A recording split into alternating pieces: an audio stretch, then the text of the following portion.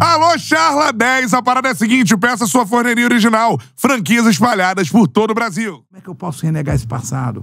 Como é que eu posso falar que o Bandeira não deu a base para a gente chegar até hoje? Eu escuto isso de adversário. Não, o Bandeira está com você, o Bandeira está comigo, sim. Teve um adversário que chegou, o Bandeira vai mandar na sua gestão. Aí eu perguntei para ele, e você vai mandar na gestão do seu presidente? Aí ele ficou sem graça, não. Então tudo bem, então não me faça essa pergunta, porque não é verdade. O Bandeira vai estar na minha chapa como presidente da Assembleia Geral e com isso ele e todos os sócios do clube vão participar, porque eu sou de ouvir. Tem um versículo, um ditado bíblico, né, um versículo bíblico que diz assim, até um tolo passa por sábio ao ficar calado. Quantas vezes eu fiquei calado ouvindo insanidade, mas não produzindo isso para a minha vida? Porque certamente quem é professor de Deus não quer ouvir verdade, quer ouvir palmas e elogios. Eu nunca bati palmas e elogios. Eu sempre sigo o melhor para o Flamengo. E com isso, eu não sou de patotinha, mas eu sou de todos. Eu escuto a todos e não tem aquela, eu vou beneficiar, eu vou governar com A, B ou C, com Bandeira, fulano, ciclano. Não, eu vou governar com todos. Agora, a relevância do Bandeira na minha gestão vai ser, e é, entendeu? Na própria campanha, muito bem-vindo e vai ter assento como presidente de poder as minhas decisões. Como você é daqueles que é grato ao que o Bandeira fez pelo Flamengo, assim, porque hoje a gente observa a Bandeira circulando e as cenas que a gente vê da galera reverenciando Bandeira, tudo mais, obrigado pelo que você fez pelo Flamengo e tudo mais. Do outro lado, sim, se diz que, não, ele não foi tão responsável assim, não ia ser ele, o candidato e tudo mais. Você, óbvio, o Bandeira tá na sua chapa, você enxerga o Bandeira com um sentimento de gratidão, é isso? Eu nunca ouvi do Bandeira que ele era Deus, que ele era professor de Deus e que ele fez tudo sozinho. Todas as declarações que eu ouvi do Bandeira, todas, eu sempre ouvi dele. Estava com o grupo. E isso eu peguei essa lição dele, de entender que ninguém constrói nada sozinho, mas sem sombra de dúvida, tanto para o bem quanto para o mal. Ô Bruno, eu vou falar uma coisa para você. Se eu fizer uma malversação na minha candidatura, ou na minha presidência, né, como Flamengo, se eu errar, o meu patrimônio está em risco. Porque eu não tenho defesa patrimonial, não fiz. Eu tenho um ativo de reserva familiar que está no meu nome.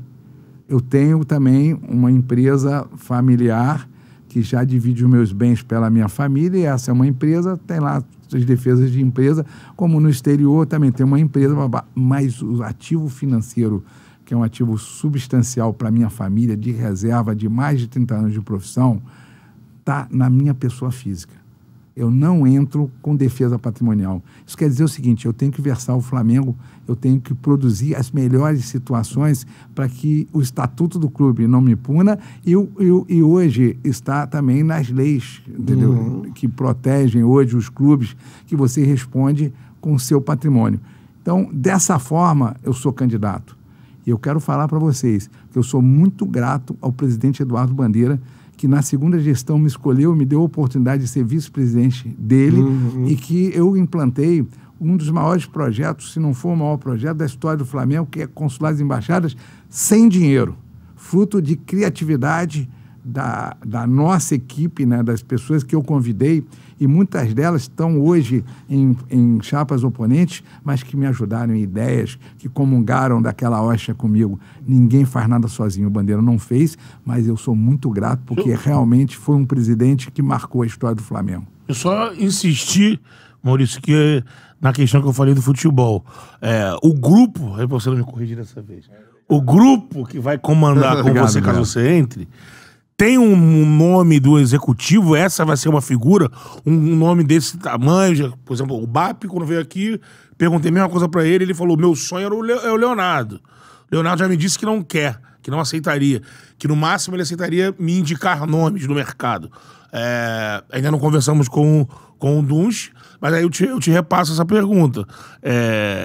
Quando o Valim vem aqui ainda candidato, também disse que tem uma ideia de... Não entrou em mérito de nome, mas que também, pro futebol, teria uma ideia de um executivo que concentrasse as ideias do jogo. Vocês, o grupo de vocês, tem essa ideia? Lógico, você não vai falar nome, ou tem já um nome em mente, que você está negociando, você não vai revelar, de uma figura dessa, uma figura que represente o Flamengo, que tenha representatividade para ser esse executivo do futebol. Que não seja um vice, né? O vice ele vai ter que ter, porque é estatutário. Mas o vice não vai entrar em vestiário, o vice não vai comandar absolutamente nada. O vice vai ter metodologia de cobrança, inclusive o meu PDG de futebol já é a Bíblia para ser executada no dia a dia com o scout. Quem fez...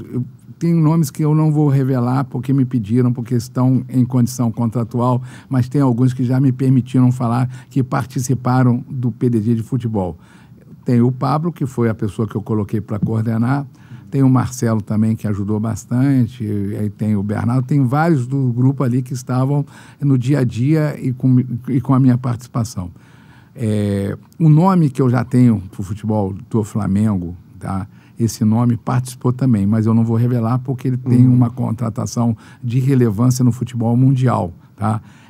Nós estudamos e nós vimos que os profissionais também têm que ter um porta-voz e que possa entender de futebol, e não vai ser, e não vai ser o conselhinho de hipótese nenhuma, isso não vai existir.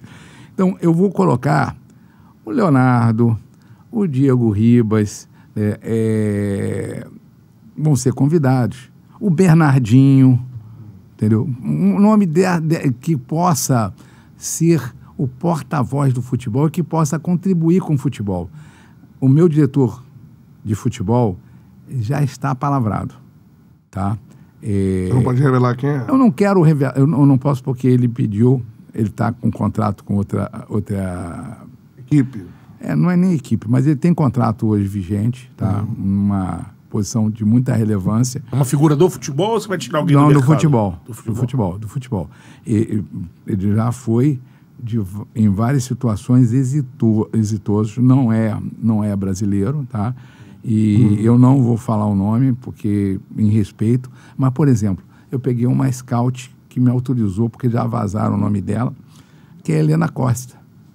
Evidentemente, eu vou respeitar porque ela é scout da seleção portuguesa e ela já trabalhou em vários times mundiais. É só vocês entrarem aí no Google que vocês veem o histórico dela. Ela seria a sua head scout?